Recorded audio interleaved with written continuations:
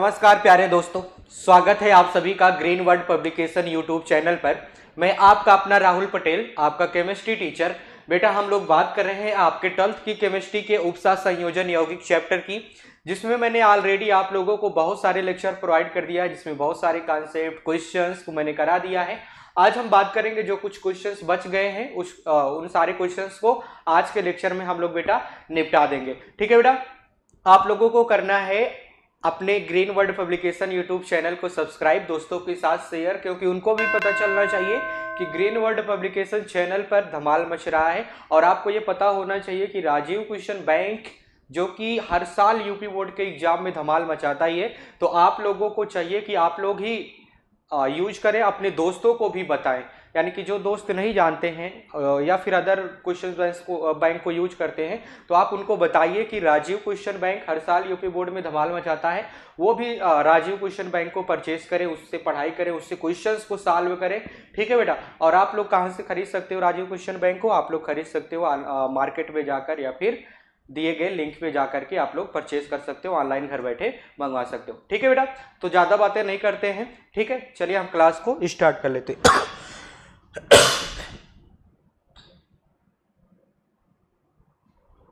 हाँ, ध्यान दीजिएगा बेटा, हम बात कर रहे हैं कि आपके उत्साह संयोजन यौगिक में क्वेश्चंस की, तो उसमें हम बात कर रहे हैं आप लघु उत्तरीय प्रश्नों के प्रश्न पत्र सेकंड की। किसकी बात कर रहे हैं बेटा? प्रश्न पत्र सेकंड की बात कर रहे हैं। ठीक है, प्रश्न पत्र सेकंड की बात की जाए बेटा, अगर प्रश्न पत्र सेकंड की बात की जाए तो इसमें देखिए पहला क्वेश्चन दिया गया है, आवेश के आधार पर लिगेंडे को किस प्रकार वर्गीकृत किया जा सकता है, उदाहरण देते हुए समझाइए। क्या है बेटा? उदाहरण देते हुए समझाना है आप लोगों को। ध्यान दीजिएगा, अगर हम किसी भी आयनित लिगेंड की बात करते हैं, अगर हम किसी भी आयनित लिगेंड की बात करते हैं तो आयनित लिगेंड धनावेशित हो सकता है, ठीक है, और या फिर ऋणावेशित, या सीधे सीधे बात करें धनात्मक लिगेंड, ऋणात्मक लिगेंड। ठीक है बेटा, चलिए ध्यान दीजिएगा, इसमें अगर हम पहले धनात्मक लिगेंड की बात करते हैं, मेरी बात ध्यान से सुनिएगा बेटा, अगर हम धनात्मक लिगेंड की बात करते हैं तो धनावेश वाले लिगेंड धनात्मक लिगेंड कहलाते हैं। ये संकर में बहुत कम पाए जाते हैं, उदाहरण के लिए जैसे ये, यानी कि ये जो धनात्मक लिगेंड होते हैं ना, अगर धनात्मक लिगेंड की हम बात करते हैं ना, तो इनके जो उपसा संयोजन यौगिक बनते हैं बहुत ही कम बनते हैं। इनके उपसा संयोजन यौगिक क्या होते हैं बेटा? बहुत ही कम बनते हैं। तो यहाँ पे मैं लिख देता हूं,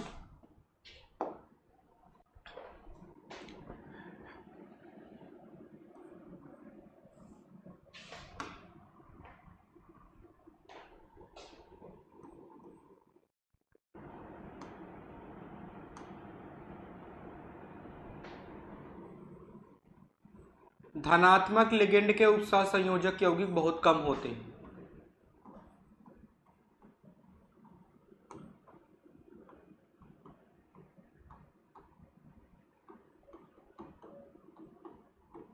उपसाह संयोजक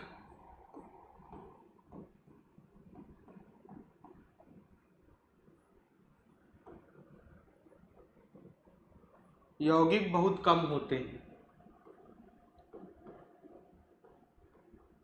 ठीक है बेटा, इसके यौगिक क्या होते हैं बेटा? बहुत ही कम होते हैं। आगे ध्यान दीजिएगा, अगर हम ऋणात्मक लिगेंड की बात करें बेटा, तो जो ऋणात्मक टाइप के लिगेंड होते हैं वो ऋणावेश लिगेंड होते हैं। और ये ध्यान दीजिएगा, ये जो होते हैं ना बाइडेंटेट, या फिर सीधे शुरू से बात करते हैं, एक दंतुर लिगेंड, द्विदंतुर लिगेंड, त्रिदंतुर लिगेंड, बहुदंतुर लिगेंड, ये कई तरह के लिगेंड बनाते हैं। ठीक है बेटा, इस पे एक इलेक्ट्रॉन युग्म हो सकता है, इस पे एक इलेक्ट्रॉन भी हो सकता है, एक इलेक्ट्रॉन युग्म हो सकता है, दो इलेक्ट्रॉन युग्म हो सकता है, ये सारी चीजें इस पे हो सकती है। और सीधे सीधे बात करें बेटा, तो जो ऋणात्मक लिगेंड होते हैं इनके यौगिक बहुत ज्यादा होते हैं। सीधे सीधे हम लिखे उपसह संयोजक यौगिक बनाते हैं। उपसह संयोजक यौगिक ये हमेशा बनाएंगे।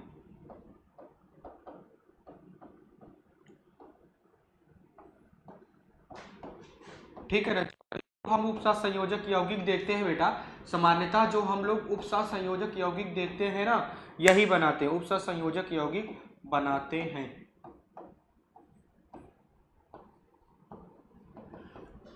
ठीक है, और एक और तरह का लिगेंड होता है बेटा जो कि उदासीन लिगेंड होता है। क्या होता है बेटा? उदासीन उदासीन लिगेंड होता है। उदासीन लिगेंड की अगर हम बात करते हैं ना बेटा,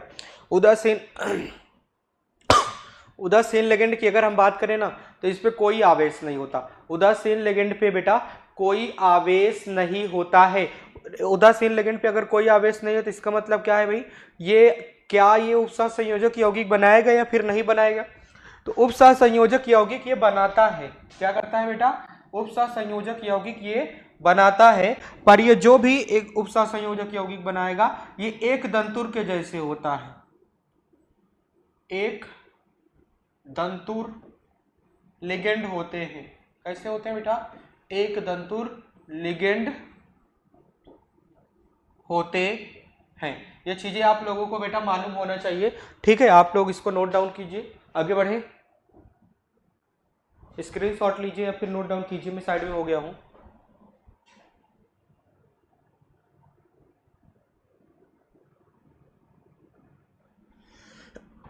चलिए बेटा आगे बात करते हैं। अगले क्वेश्चन पे आ जाइए। हाँ, अगला क्वेश्चन है कि उपसह संयोजन यौगिकों में उपसह संयोजन समावयवता तथा ज्यामितीय समावयवता को उदाहरण सहित समझाइए। क्या करना है बेटा? ज्यामितीय समावयवता या उपसह संयोजन यौगिक में जो उपस्थित होती है उसको आपको समझाना है। ध्यान दीजिएगा बेटा, अगर हम ज्यामितीय समावयवता की बात करते हैं, किसकी बात करते हैं बेटा? ज्यामितीय समावयवता की बात करते हैं। तो ध्यान दीजिएगा, कलर दूसरा लेते हैं बेटा। कलर कौन सा ले? ये कलर ले लेते हैं। अगर हम बेटा ज्यामितीय समावयवता की बात करते हैं तो पहले हमें इसका स्ट्रक्चर बनाना पड़ेगा। क्या बनाना पड़ेगा बेटा? इसकी स्ट्रक्चर यानी कि संरचना बनानी पड़ेगी। एक कोई सा भी एग्जांपल ले लेते हैं, जैसे हम कोबाल्ट NH3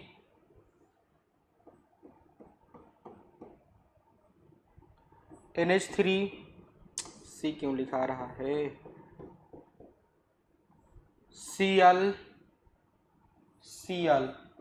ठीक है बेटा, जैसे यहाँ देखो ये समावयवता जो है, ये समावयवता ध्यान दीजिएगा, ये समावयवता है चतुष्फलकीय। कैसी है बेटा? चतुष्फलकीय समावयवता है। कैसी समावयवता है बेटा? चतुष्फलकीय समावयवता है। अगर हम इसकी ज्यामिति की बात करें तो भाई साहब चतुष्फलक ज्यामिति है। ठीक है, अगर चतुष्फलक ज्यामिति की बात करते हैं बेटा तो ध्यान दीजिएगा इसमें समावयवता कैसे बनेगा। समावयवता बना के दिखाते हैं आप लोगों को। ध्यान दीजिएगा, इसका जस्ट उल्टा कर देना पड़ेगा हमें। अमोनिया कितना बन सकता है अभी देखो, काउंट करके आपको बता देंगे बेटा। इसका पहले इधर कर देते हैं NH3, पहले यहाँ पे CO लिख देते हैं। NH3 यहाँ पे Cl, यहाँ पे Cl बेटा। ठीक है, देखिए ये समावयवता जो बन रही है इसका देखो, इसमें अलग तरह से दिख रहा है कि नहीं दिख रहा है? यानी कि ये 4 प्रकार की समावयवता देगा। कितने प्रकार की समावयवता देगा बेटा? 4 प्रकार की समावयवता देगा। उपसह संयोजन यौगिकों में उपसह संयोजन समावयवता तथा ज्यामितीय समावयवता को उदाहरण सहित समझाइए। उपसह संयोजन यौगिकों में ध्यान दीजिएगा, जब भी हम बात करते हैं उपसह संयोजन यौगिक की समावयवता, तो उपसह संयोजन यौगिक की समावयवता जो होती है उसकी ज्यामितीय समावयवता ही होती है। ध्यान दीजिएगा बेटा, उपसह संयोजन यौगिक तो यौगिक आपको दिया जाएगा। जैसे हम बात कर ले, ये यौगिक कौन सा था? ये जैसे हम बात कर लेते हैं बेटा, ये था जैसे CONH3 का होल ट्वाइस। ठीक है, Cl2 ये था कि नहीं था? यही है। हाँ बेटा यही है। ये तो उसका उपसह संयोजन यौगिक है। पर अगर हम ज्यामिति बनाएंगे तो कुछ इस तरह से बनाएंगे कि नहीं बनाएंगे? आप ज्यामिति जब आगे पढ़ोगे, आगे तो शायद मैंने आप लोगों को ज्यामिति पढ़ाया था, मुझे याद नहीं है, ज्योमेट्री वाला शायद मैंने पढ़ाया था, तो ध्यान नहीं आ रहा है। आप लोग जाके पिछले लेक्चर्स को देखिएगा, मैंने पढ़ाया है, जहां तक मुझे पता है कि मैंने पढ़ाया है बेटा। ठीक है, चलिए आगे बढ़ते हैं बेटा। इसको सेव करता हूं। अगले क्वेश्चन की बात करें बेटा, उदाहरण जैसे यही लिख दिए हैं, आप कोई सा भी उदाहरण ले सकते हो और जैसे आपको अच्छा लगे। ठीक है, आ जाइए बेटा। अथवा करके दिया गया, इसको नहीं, आप लोग इसको करिएगा। उपसह संयोजन यौगिकों में ज्यामितीय समावयवता का उदाहरण सहित वर्णन कीजिए। कह रहा है कि उपसह संयोजन यौगिकों में ज्यामितीय समावयवता का आपको उदाहरण सहित वर्णन करना है। ये तो अथवा करके है, उसी के जैसे सेम क्वेश्चन है बेटा, आप लोग इसको कर लीजिएगा। ठीक है, अगले क्वेश्चन की बात करें। नहीं आया, अच्छा मैंने क्लोज नहीं किया था। हाँ पूरा का पूरा देखो अभी आंसर लिखा गया है, जैसे यहाँ पे देखो आप, पहले हम पढ़ के एक बार सुना भी देते हैं, नहीं तो कहोगे सर आपने बताया नहीं। उपसा संयोजन समयावता, जब उपसा संयोजन यौगिकों में धनात्मक एवं ऋणायन दोनों संकुल आयन हो और दोनों संकुल धातु आयनों का, ध्यान दीजिएगा, विनिमय कर लेते हैं, यानी कि आपस में संकुल, कोई धन आयन का विनिमय कर रहा है, कोई ऋणायन। विनिमय का मतलब एक्सचेंज करना, अदला बदली कर लेना। विनिमय का मतलब क्या होता है बेटा? अदला बदली कर लेना। ठीक है, ठीक है, जैसे ये वाला दिया गया और ये दिया गया है, तो उपसा संयोजक यौगिकों में संकुल धनायन और ऋणायन दोनों में ही समान केंद्रीय धातु उपस्थित होने चाहिए। ठीक है बेटा? हाँ सर, जैसे इसमें देखो कोबाल्ट है, एक मिनट, जैसे इसमें कोबाल्ट है, हे भगवान,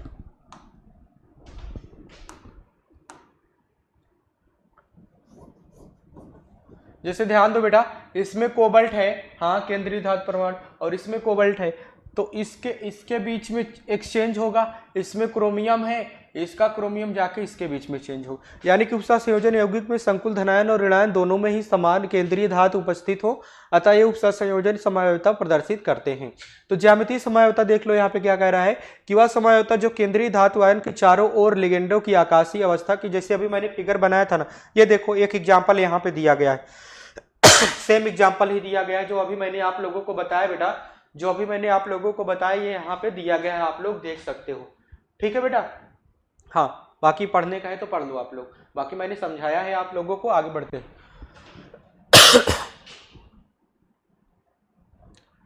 आगे आइए बेटा, कह रहा कि संयोजकता आबंध सिद्धांत के आधार पर समझाइए कि वर्ग समतलीय संरचना वाला निकल साइनाइड 4 कितना दिया गया बेटा? संयोजकता आबंध सिद्धांत के आधार पर समझाइए कि वर्ग समतलीय। वर्ग समतलीय का मतलब ये होता है बेटा, अभी जैसे मैंने फिगर बनाया था कि आप बता देते हैं यार,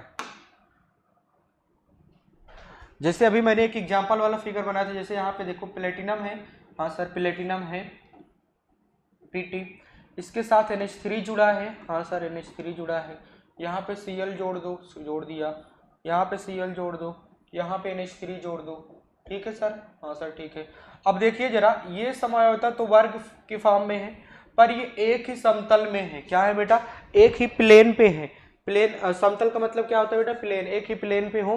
जैसे इसे देखो, कागज पे अगर आप बना रहे हो तो एक ही प्लेन पे है ना, ऐसा नहीं कि वो कहीं इधर दिखा रहे हो कहीं उधर दिखा रहे हो। यानी कि अगर आपको वैसे तो अभी यहाँ कोई मॉलिक्यूल है नहीं तो मैं आपको दिखा देता। ठीक है, क्या एग्जांपल दें बेटा? जैसे आप चारपाई देखते हो ना, ठीक है, चारपाई देखते हो, या फिर जैसे चटाई बिछी है, चटाई अगर जैसे बिछी है ना बेटा, चटाई बिछी है तो चटाई देखो एक ही समतल पे रहती है। ऐसा तो नहीं कि चटाई फोल्ड होके ऐसे ऊपर भी गई है, ऐसे फोल्ड होके नीचे की तरफ गई है, ऐसा नहीं होता ना बेटा, एक ही समतल पे होती है। आप लोग समझ गए होंगे, इतना तो समझदार हो ही आप लोग, क्यों बेटा? हाँ नहीं हो? चलिए आगे आ जाइए, क्या कह रहा है कि संयोजकता आबंध सिद्धांत के आधार पर समझाइए कि वर्ग समतलीय संरचना वाला निकेल Cn का होल 4 पे 2 नेगेटिव आयन प्रति चुंबकीय है तथा चतुष्फलकी ज्यामिति वाला ये जो आपको दिया गया है आयन अनुचुंबकीय है। क्या है बेटा? अनुचुंबकीय है। ठीक है, निकल Cn का होल 4 2 माइनस का चुंबकीय व्यवहार, निकल का परमाणु क्रमांक 28 है, निकल निकल पे 2 प्लस तथा निकल Cn का होल 4 पे 2 माइनस निकल की अवस्था के इलेक्ट्रॉनिक विन्यास। अच्छा, यहाँ पे क्या कह रहा है हमसे, इसको एक बार फिर से रीड करते हैं बेटा। संयोजकता आबंध सिद्धांत के आधार पर समझाइए, ठीक है, कि वर्ग समतलीय संरचना वाला, इसका ही एग्जाम्पल लेते हैं, इसका रहने देते हैं, इसी वाला लेते हैं जो आपसे कह रहा है। ठीक है बेटा, जो एग्जाम्पल आपसे कह रहा है वही लेते हैं। ठीक है, क्योंकि अभी उसी से समझाना है। चलिए बना देते हैं। निकल है क्या कहें बेटा? Cn का होल 4 है, Cn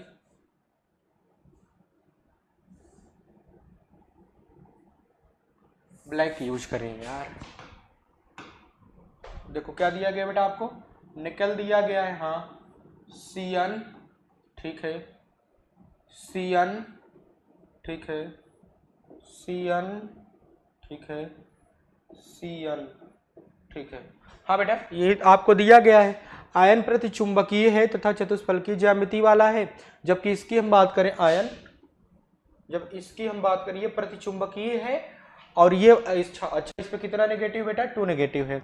और जब ये वाला आयन आपका आएगा इस पे आयन अनुचुंबकीय है। ऐसा क्यों होता है, इसका रीजन बताऊं मैं बेटा, ध्यान दीजिएगा। इसका रीजन ये है कि इसके पास, मेरी बात ध्यान से सुनिएगा, इसके पास ये जो अभी प्रतिचुंबकीय कह रहा है इसको, इसके लिए इसके पास अयुग्मित इलेक्ट्रॉन नहीं होंगे। ठीक है बेटा, जब आप इसका इलेक्ट्रॉनिक विन्यास निकल करके देखोगे, फिर उसमें से उसकी ऑक्सीकरण अवस्था निकालोगे, ऑक्सीकरण अवस्था करने के बाद अगर जो भी बाह्य कोश में इलेक्ट्रॉन बच रहे हैं अयुग्मित है, तो इसका मतलब वो चुंबकीय है। अगर नहीं बचेगा भाई साहब, इलेक्ट्रॉन नहीं है तो युग्मित अयुग्मित क्या, तो भाई जब नहीं रहेगा तो क्या हो जाएगा बेटा, वो प्रतिचुंबकीय हो जाएगा। तो इसके पास इलेक्ट्रॉन युग्मित वाले हैं, या फिर सीधे बात करो कि इसके पास अयुग्मित इलेक्ट्रॉन नहीं है। ठीक है, तो जब भाई इसके पास अयुग्मित इलेक्ट्रॉन नहीं है तो ये कैसा है भाई, प्रतिचुंबकीय है। कैसा है बेटा, प्रतिचुंबकीय। देखो आप करके देख सकते हो इसको, ठीक है ना। परमाणु क्रमांक दिया है, आप इसका इलेक्ट्रॉनिक विन्यास करोगे तो बाह्य कोश में इलेक्ट्रॉनों को देखोगे। अगर इसके पास देखो जरा, इसके पास अगर हम देखें, अगर इसके पास बाह्य कोश में अयुग्मित इलेक्ट्रॉन होते, अयुग्मित इलेक्ट्रॉन का मतलब ये होता है कि जैसे ये देखो अकेले है, ये अकेले है, ये अकेले है, और ये सब जो है युग्मित इलेक्ट्रॉन है। क्या है बेटा, ये युग्मित इलेक्ट्रॉन है, और ये क्या है, अयुग्मित इलेक्ट्रॉन है। अगर इसके पास अयुग्मित इलेक्ट्रॉन होता बेटा, अयुग्मित इलेक्ट्रॉन होता तो ये क्या होता बेटा, ये होता चुंबकीय। पर ये अयुग्मित इलेक्ट्रॉन इसके पास नहीं है, तब क्या है बेटा, ये प्रतिचुंबकीय है। क्या है बेटा, प्रतिचुंबकीय है। ठीक है, और क्या है बेटा, अच्छा पढ़ भी देते हैं आंसर। ये जो आपको यौगिक दिया है इसका चुंबकीय व्यवहार निकल का परमाणु क्रमांक 28 है। चलिए ठीक है बेटा, जब आप इसको करोगे तो निकल पे 2+ यानी कि ऑक्सीकरण अवस्था निकल की 2 आएगी। तो यहाँ पे देखो निकल में ऑक्सीकरण अवस्था इलेक्ट्रॉनिक विन्यास करके आप देख सकते हो। समझ, मैंने कई बार आप लोगों को सिखाया है। ठीक है, ये देखो दिया भी गया है पूरा। इलेक्ट्रॉनिक विन्यास तो करना यार छोटे बच्चे जानते हैं, आप कैसे नहीं जानोगे।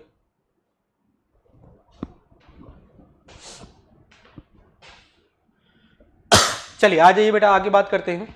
हाँ, अगला वाला देखें कि इसका चुंबकीय व्यवहार क्यों है। इसमें देखो इसके पास Cl नेगेटिव दुर्बल क्षेत्र लिगेंड तथा या इलेक्ट्रॉनों का युग्मन नहीं कर पाता है। ठीक है, इसीलिए चुंबकीय है, यानी कि युग्मन नहीं कर पाएगा तो अयुग्मित रह जाएगा। इसके पास इलेक्ट्रॉन क्या रह जाएंगे बेटा, अयुग्मित रह जाएंगे। तो जब अयुग्मित इलेक्ट्रॉन रह जाएगा तो ये चुंबकीय गुण दिखाएगा कि नहीं दिखाएगा। देख लो भाई साहब, ये देखो ये सारे के सारे इलेक्ट्रॉन जब यहाँ पे बटेंगे तो इसके साथ ये इस तरह से रहेगा, और यहाँ पे पर अगर जब इसको जोड़ने के बाद, यौगिक बनाने के बाद भी आप देखोगे भगवान, आप यौगिक बनाने के बाद भी अगर देखोगे ना तो ये देखो 2 अयुग्मित इलेक्ट्रॉन बच रहे हैं कि नहीं बच रहे हैं, बच रहे हैं ना बेटा। तो भाई साहब ये क्या है, चुंबकीय है। आप देख लीजिएगा पूरा सही से ढंग से दिया गया है बेटा।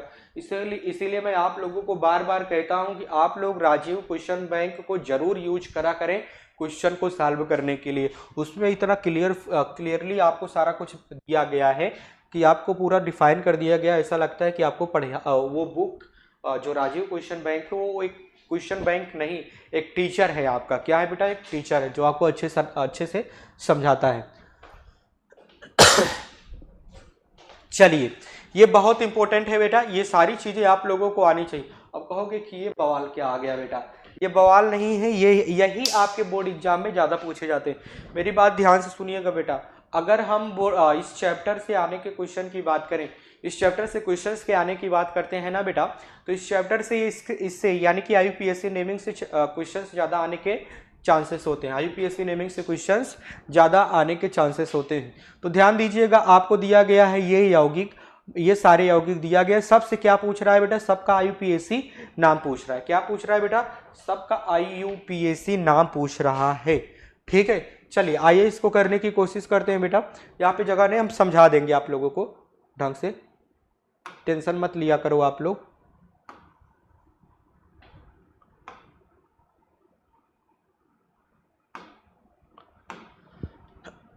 आइए बेटा, निम्नलिखित समकुल यौगिकों का IUPAC नामकरण आपको बताना है। जैसे ये दिया गया है, देखो ये यौगिक दिया गया है, तो इसका IUPAC नामकरण नाम क्या हो जाएगा, पहले नाम पढ़ लो तो मैं समझा देता हूं आपको। क्या दिया गया है, ट्राई नाइट्रो एमिनो कोबाल्ट। क्या दिया गया बेटा, ट्राई नाइट्रो एमिनो कोबाल्ट। तो यहाँ पे देखो, यहाँ पे देखो ट्राई नाइट्रो एमिनो कोबाल्ट, नहीं बेटा ये नहीं होगा, ट्राई नाइट्रो नहीं है। यहाँ पे देखो दो नाइट्रो है ना, ये होल ट्वाइस लगा है नाइट्रो का, बेटा आप लोग देख लीजिए थोड़ा सा मिस्टेक हो गया है, ट्राई डाई की जगह पे ट्राई लिख दिया गया है, ठीक है। तो यहाँ पे हम सीधे सीधे बात करें तो इसको हम लोग पढ़ेंगे di nitro tri amino, di nitro tri amino cobalt, di nitro tri amino cobalt, di nitro tri amino cobalt, ठीक है बेटा। सुनाई दे रहा है कि नहीं दे रहा है? लिखा है तो इसको लिखने की जरूरत भी नहीं है, मैं बोल दे रहा हूं, अच्छे से समझा दे रहा हूं, आप लोग सुन लीजिए। ठीक है बेटा, ओके चलिए ध्यान दीजिएगा बेटा। फिर से देख लो, नाइट्रो जो है ना, नाइट्रो जो है होल ट्वाइस में है, किसमें बेटा? होल ट्वाइस में। NH3 जो है होल थ्राइस में है। तो ट्वाइस के लिए क्या लिखते हो? डाई लिखते हो, बाई लिखते हो, ठीक है। और 3 के लिए क्या लिखते हो? जब थ्राइस होता है, 3 होता है तो उसके लिए हम लोग ट्राई लिखते हैं, क्या लिखते हैं बेटा? ट्राई लिखते हैं। 4 होता है तो उसके लिए हम लोग टेट्रा या क्वाड लिखते हैं।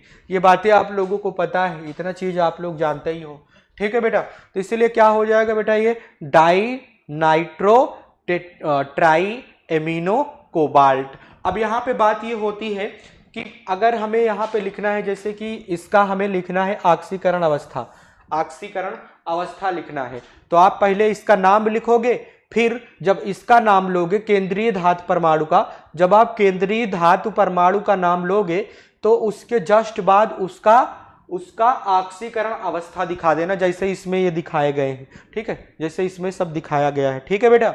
चलिए बात कर लेते हैं, आइए आगे आइए, ध्यान दीजिएगा बेटा। अगला नंबर देखते हैं, ये वाला जो यौगिक दिया गया है, ये जो यौगिक दिया गया है बेटा, इसमें देखिए इसका नाम क्या कह रहा है कि dichloro tetra aqua chromium third, chromium third. तो इसका मतलब क्या हो गया बेटा?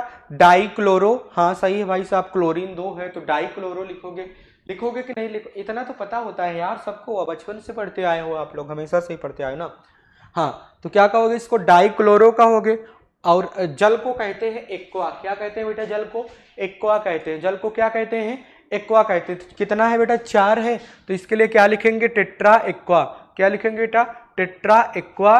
फिर कोबाल्ट है ना, एक्वा, अच्छा वहां पे क्रोमियम हो गया है क्या?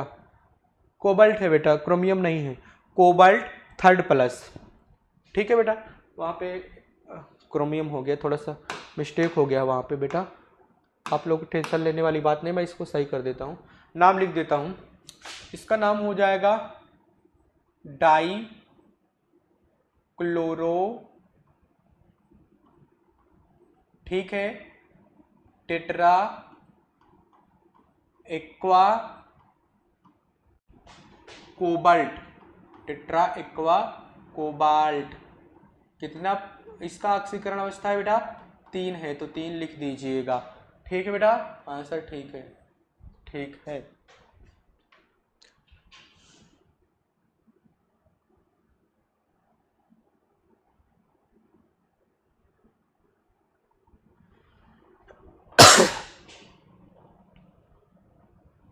ठीक है, चलिए आ जाइए बेटा, आगे बात करते हैं। अगला वाला क्वेश्चन को ध्यान दो। अभी कितना है यार? बहुत सारा है, ढेर सारा है ना। चलो यही ढेर सारा लेने के पीछे रीजन ये है बेटा, मैं आप लोगों को बताया हूं कि ये जो क्वेश्चंस हैं, ये आईपीएससी नामकरण के, ये क्वेश्चंस आपके बोर्ड एग्जाम में इस चैप्टर से बहुत ज्यादा आने के चांसेस होते हैं। ये क्वेश्चन बहुविकल्पी में ज्यादा आते हैं। किस में आते हैं बेटा? बहुविकल्पी में। ऐसे आपको एक कोई यौगिक दे दिया जाएगा और आपको कहेगा किसका नाम बताओ, कई सारे ऑप्शन में नाम दे जाएगा, तो आपको जब नामकरण पता रहेगा ना, तभी तो आप लोग नामकरण कर लोगे, तभी प्रैक्टिस कर लो, बाद में आप लोग कर लोगे आसानी। समझ रहे हो कि नहीं समझ रहे? ठीक है बेटा, चलिए आ जाइए, ध्यान दीजिएगा बेटा, हाँ ध्यान दीजिएगा। अब कह रहा है कि आपको दिया गया है ये वाला यौगिक, इसका नाम क्या कह रहा है? क्लोरोसाइनो क्विजिट्रो डाई एमिनो कोबाल्ट थर्ड, ठीक है ना। हाँ यहाँ पे देखो क्लोरो एमिनो, क्लोरोसाइनो, क्लोरोसाइनो, लेकिन इसमें देखो जरा, इसमें अगर हम बात करें लिगेंड कौन कौन सा दिया गया है? एक तो दिया गया है क्लोरो, दूसरा दिया गया है साइनो, ठीक है बेटा। हाँ कोइजिट्रो, कोइजिट्रो का मतलब ये होता है कि ये आपस में बिंदी के द्वारा जुड़े होते हैं, किसके द्वारा, डाट के द्वारा जुड़े होते हैं। और इसके पहले कुछ और भी दिया गया है, ये आपस में डाट के द्वारा जुड़े हों, इसके पहले कुछ और भी दिया गया हो तो उसको क्या कहते हैं बेटा, कोइजिट्रो कहते हैं। आगे ध्यान दीजिएगा, तो di amino cobalt third plus, एक minute, di amino cobalt third plus, यानी कि इसका ऑक्सीकरण अवस्था कितना जाएगा बेटा, 3 जाएगा। ठीक है, इसकी ऑक्सीकरण अवस्था कितनी जाएगी बेटा, 3 जाएगी। सारा कुछ आपके सामने दिया गया है बेटा, सारा कुछ आपके सामने दिया गया बेटा, बहुत अच्छे तरीके से, बहुत अच्छे तरीके से आपको समझाया गया है, इसीलिए आप लोग ध्यान दीजिएगा इसमें। हाँ ये देखो क्या दिया गया बेटा, क्लोरोसाइनो कोइजिट्रो, हाँ कोइजिट्रो, di amino cobalt, di amino. अच्छा नाइट्रो का नहीं नाम लिया क्या बेटा,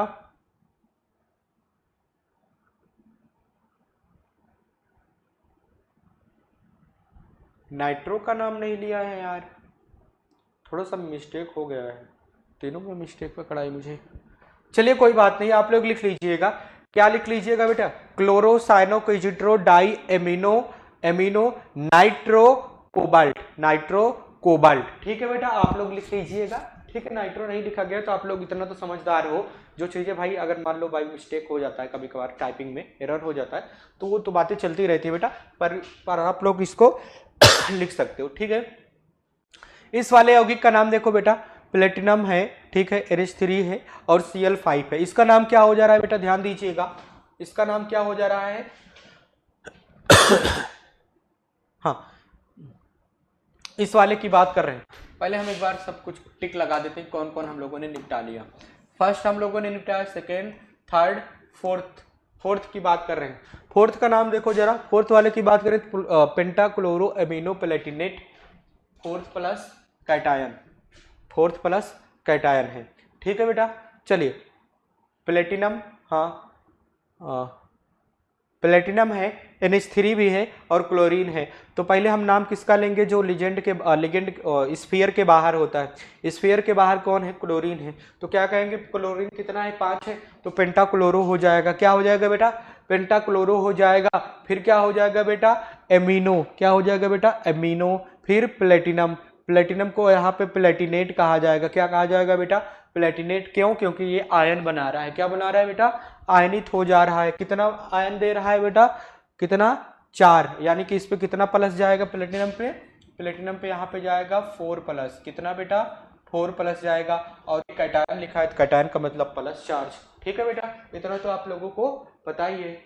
ठीक है ना सर, चलिए आगे बढ़े बेटा, आगे आइए जरा ध्यान दीजिएगा। अगले क्वेश्चन की बात करते हैं, 5th नंबर की। देखो आपको पोटेशियम बाहर दिया गया है, निकेल और साइनाइड। अगर हम इसमें बात करें कि इसमें भाई साहब आपको केंद्रीय धातु परमाणु क्यों नहीं दिया गया, मतलब इसमें केंद्रीय धातु परमाणु देना चाहिए था नहीं दिया गया, तो ये क्वेश्चन क्या है बेटा, गलत है। क्या है बेटा, ये क्वेश्चन गलत है, इसको नहीं करेंगे। क्योंकि ये जरूरी नहीं कि आप ऐसे बस देखे धड़ाधड़ क्वेश्चन करते चले गए, आप ये भी देखो कि ये क्वेश्चन गलत तो नहीं कर दिया है। भाई साहब आपको मैंने बताया था कि इसमें केंद्रीय धातु परमाणु होता है, तो इसमें कहाँ है केंद्रीय धातु परमाणु, नहीं है ना, नहीं है ना, तो क्वेश्चन ही गलत है। पर IUPAC नाम बन जाएगा क्या इसका, IUPAC नाम बन जाएगा क्या, हाँ बन जाएगा। ये उपसह संयोजन यौगिक तो नहीं है, पर इसका IUPAC नाम बन जाएगा। चलिए बनाते हैं, क्या लिखा गया है बेटा 5th नंबर पे, देखो जरा, पोटेशियम टेट्रासाइनोनिक्लेट। क्या दिया गया बेटा, पोटेशियम टेट्रासाइनोनिक्लेट, पोटेशियम टेट्रासाइनोनिक्लेट। ठीक है बेटा, हाँ सर ठीक है। चलिए आ जाइए बेटा, 6th नंबर की बात करते हैं। 6th नंबर की अगर हम बात करते हैं तो देखो जरा, इसमें सेंट्रल मेटल एटम दिया गया, तो ये उपसह संयोजक यौगिक है भाई, सब दिया गया तो है, काहे नहीं है।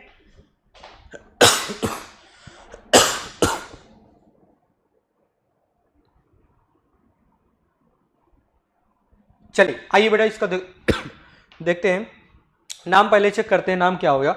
हाँ 6th नंबर पे potassium tri oxalatoferrate, potassium tri oxalatoferrate, iron है ना, तो आयरन को फेरस भी पढ़ते हैं, तो यहाँ पे फेरेट कहेंगे। क्यों, क्योंकि इस पे कितना प्लस जा रहा है बेटा, +3 जा रहा है। क्या जा रहा है बेटा, +3 जा रहा है, यानी कि यहाँ पे आयरन कितने प्लस में जाएगा बेटा, 3 प्लस में जाएगा। वहां पे लिखा गया है ना बेटा, हाँ ठीक है, हाँ सर ठीक है। चलिए आगे बात करें बेटा, कलर दूसरा ले लेते हैं, हो सकता है आप लोगों को न दिखाई दे रहा हो। ठीक है, हाँ आगे बात करें बेटा, बहुत सिंपल से नेम है यार, आप लोग कर सकते हो। पहले आपको नाम अभी मैं बता दूंगा, अभी खाली हो जाए पेज, इसको करा दूं तो मैं बता देता हूँ डिटेल में, ठीक है। हाँ इसकी बात करें बेटा, इस वाले नाम की अगर हम बात करें बेटा, तो इसका नाम क्या दिया गया है आपको, इसका नाम दिया गया है potassium try oxalato cobalt third. Potassium try oxalato, potassium try oxalato, potassium बाहर है, बाहर जो होता है ना उसका नाम पहले ले लो, फिर स्फीयर के अंदर आओ, फिर स्फीयर के अंदर आओ। समझ रहे हो कि नहीं, समझ रहे हो कि नहीं समझ रहे हो बेटा? हाँ सर समझ रहे। चलिए, यानी कि नामकरण में पहले बाहर जो हो उसका नाम लो, फिर अंदर आपको आना है, ऐसे ही नामकरण किया जाता है। नहीं तो आप क्या करो, पहले अंदर का ही नाम ले लोगे तो बाहर का गड़बड़ हो जाएगा, उल्टा हो जाएगा ना बेटा। चलिए इसकी बात कर लेते हैं बेटा, इसका नाम क्या हो जाएगा, इसका हो जाएगा टेट्रा एमिनो डाइक्लोराइडो क्रोमियम। क्या हो जाएगा बेटा, डाइक्लोराइडो क्रोमियम। चलिए देख ले, एक मिनट, डाइक्लोराइडो कह रहा है क्या, 3 क्लोरीन है ना बेटा, तो ट्राई होना चाहिए। ठीक है, हो गया होगा, डाई, ट्राई की जगह पे डाई लिख दी होगी। क्या है बेटा, यही वाला बात कर रहा हूँ ना, हाँ यही तो है, देख लेता हूँ, चेक कर लेता हूँ एक बार। टेट्रा एमिनो डाई क्लोरो नहीं, ट्राई क्लोरियो, टेट्रा एमिनो, टेट्रा भी नहीं है यहाँ पे, 3 है बेटा, तो इसके लिए ट्राई हो जाएगा, ट्राई एमिनो। इसका नाम थोड़ा सा गलत है बेटा, कर देता हूँ, सही कर देता हूँ, इसका नाम हो जाएगा ट्राई एमिनो,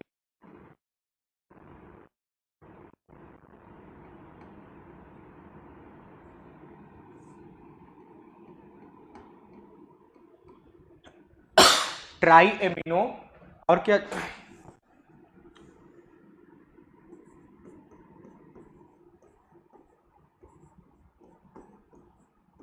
ट्राई एमिनो दिया गया है, और क्या दिया गया बेटा, ट्राई क्लोरो, ट्राई क्लोरो हो गया। फिर क्या है बेटा, क्रोमियम है, तो यहां पे लिख देंगे क्रोमियम। क्या लिख देंगे बेटा, क्रोमियम। ठीक है बेटा, हाँ सर ठीक है, यहाँ पे आयन आपको नहीं मेंशन है तो मत लिखो। आ जाइए अगले क्वेश्चन की बात करते हैं।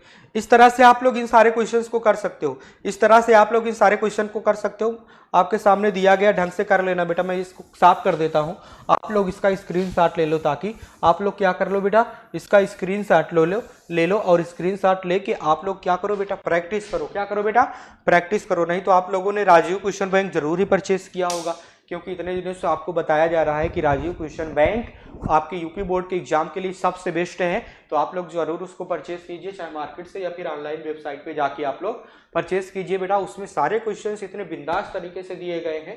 वो मॉडल कैसे तैयार किया जाता है, उसमें क्वेश्चन जो क्वेश्चन पेपर मॉडल जो तैयार किया जाता है ना, वो इस तरह से डिजाइन किया जाता है ताकि जो कि आपके बोर्ड एग्जाम में पूछे जाने के चांसेस होते हैं। ठीक है बेटा, आप लोग इसका स्क्रीनशॉट लो, मैं साइड में हो जाता हूँ।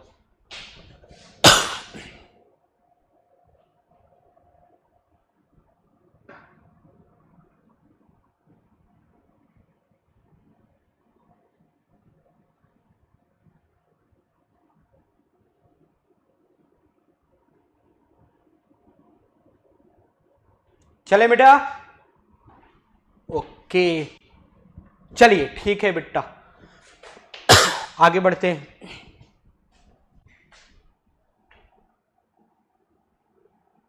हाँ दिख रहा है, सही दिख रहा है। ध्यान दीजिएगा, अब ये क्वेश्चन जो मैं कराने जा रहा हूं ना, ये क्वेश्चन बेहद ही इंपॉर्टेंट क्वेश्चन है, 2023 में इसी साल पूछे गए थे, यानी कि अब इसके आने के चांसेस बहुत ज्यादा। अरे यार, अब आपके बोर्ड के एग्जाम में इसके आने के चांसेस बहुत ज्यादा हैं बेटा, तो इसीलिए आप लोग तैयार हो जाओ। क्या हो जाओ बेटा, तैयार हो जाओ इस क्वेश्चन को करने के लिए। देखिए ये 2023 में पूछा गया है क्वेश्चन, ये चार के चारों क्वेश्चन 2023 में पूछे गए हैं, और इसके आने के चांसेस भी बहुत ज़्यादा हैं बेटा। तो इसीलिए आप लोग क्या करिए, इसको बहुत ही बिंदास तरीके से अटेंड कीजिएगा। क्वेश्चन को पहले आप लोग सॉल्व करने की कोशिश कीजिए। ध्यान दीजिएगा बेटा, इस वाले क्वेश्चन में देखो, अगर हम बात करें, क्रोमियम है, डाइक्लोराइडो है, और क्या है बेटा, एमीन है, एमीन का होल ट्वाइस है, और बाहर क्लोरीन भी दिया गया है। चलिए हम बात कर लें इसका, तो नाम क्या हो जाएगा, डाइक्लोराइडो। ठीक है बेटा, विस एथेन, एथेन है, एथेन या फिर एमीन, इसको हम लोग पढ़ते हैं एथेन, एमीन पढ़ा जाएगा बेटा, एथेन नहीं है, एथेन नहीं है, यहाँ पे आपको पढ़ना पड़ेगा 1,2 di amine, 1,2 di amine chromium. Chromium पे कितना प्लस जाएगा बेटा, कितना ऑक्सीकरण अवस्था हो जाएगी, +3। और क्या है बेटा, क्लोराइड बाहर है तो उसको बाहर वाले को लिख दो। ठीक है बेटा, हाँ सर ठीक है। चलिए आ जाइए इसकी बात करते हैं, आइए इसकी बात कर लेते हैं बेटा। अच्छा एक बार और समझा दूं आप लोगों को, ध्यान दीजिएगा। ये जो आपको दिया गया है यौगिक, इसमें देखो डाई क्लोराइडो पहले दिया गया, हाँ उसका नाम कर लो, अंदर जो दिया गया है यानी कि इस कोऑर्डिनेशन, इस यानी कि उपसा संयोजन बंडल के अंदर जो आपको दिया गया है उसका नाम लिखो। ठीक है, डाई क्लोराइडो 20, हाँ 1,2 डाई एमीन, क्या हो जाएगा बेटा, ये डाई एमीन है, क्रोमियम, क्रोमियम है, 3+ उस पर जाएगा ऑक्सीकरण अवस्था, और क्लोराइड बाहर है। ठीक है बेटा, ठीक है कि नहीं, ठीक है, ठीक है, इतना समझ में आया आप लोगों को। चलिए आगे बात करें बेटा, आ जाइए। अगला क्या है बेटा, ये दिया गया है आपको, हाँ सीजियम बाहर दिया गया है, आयरन Cl4 दिया गया है, तो इसका हो जाएगा सीजियम टेट्राक्लोराइडो। क्यों, क्योंकि यहाँ पे हम पहले ही बाहर वाले का नाम क्यों ले रहे हैं बेटा, क्योंकि इसमें केंद्रीय धातु परमाणु नहीं दिया गया है। केंद्रीय धातु परमाणु नहीं दिया जाता है तो सीजियम डायरेक्ट आप बाहर से ही शुरू करोगे, caesium tetrachlorido ferrate, caesium tetrachlorido ferrate, caesium tetrachlorido ferrate, कितना प्लस है बेटा उस पर, 3+ है, कितना प्लस है बेटा, 3+ है।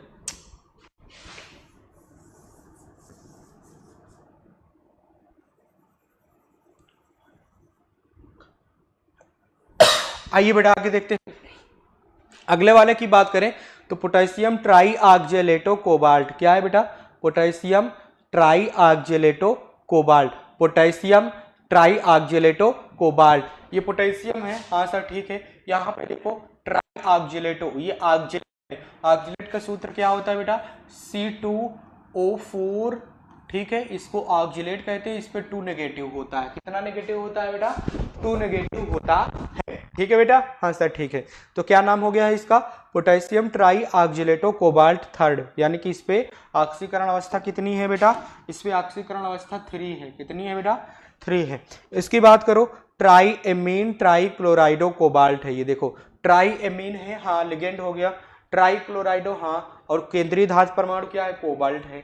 ठीक है, और इस पे कितना प्लस जाएगा, कितनी ऑक्सीकरण अवस्था जाएगी बेटा, 3 जाएगी। देखो कोबाल्ट है, हाँ कोबाल्ट तो केंद्रीय धातु परमाणु हो गया, जो क्लोरीन है ये बाहर है पर स्फीयर के अंदर नहीं है, स्फीयर में लिगेंड रहता है, क्या रहता है बेटा, लेजेंड, यानी कि लिगेंड, कितना है बेटा, होल थ्राइस है, तो इसको इस तरह से लिख दीजिए। ठीक है कि नहीं, ठीक है, ठीक है बेटा। चलिए आगे करें, बहुत ही इंपॉर्टेंट ये क्वेश्चन था, ये आपके बोर्ड एग्जाम में 2023 में ये पूछा गया है बार बार, यानी कि 4 क्वेश्चन पूछे गए हैं, इसीलिए इस पे आप लोगों को ज़्यादा फोकस करना है बेटा। अच्छा यहाँ पे ख़त्म होता है ये क्वेश्चन का सिलसिला बेटा, ये क्वेश्चन का सिलसिला आज का यहीं पे ख़त्म होता है। आगे हम लोग नेक्स्ट चैप्टर की बात करेंगे बेटा, आगे हम लोग नेक्स्ट चैप्टर की बात करेंगे। आप लोग क्या करिए बेटा, आप लोग अपने YouTube channel green word publication को सब्सक्राइब करिए, अपने दोस्तों के साथ शेयर करिए, ठीक है, उनको भी बताइए कि राजीव क्वेश्चन बैंक आपके बोर्ड एग्जाम के लिए सबसे बेस्ट क्वेश्चन बैंक है, वो भी परचेज करें, वो भी उसी से पढ़ाई करें, क्वेश्चंस को सॉल्व करें बेटा, ताकि अपने बोर्ड के एग्जाम में अपने आप को इम्प्रूव कर सकें, एक अच्छे मार्क्स को अचीव कर सकें बेटा। ठीक है, अब मिलता हूँ आप लोगों से मैं नेक्स्ट लेक्चर में, तब तक के लिए आप सभी को के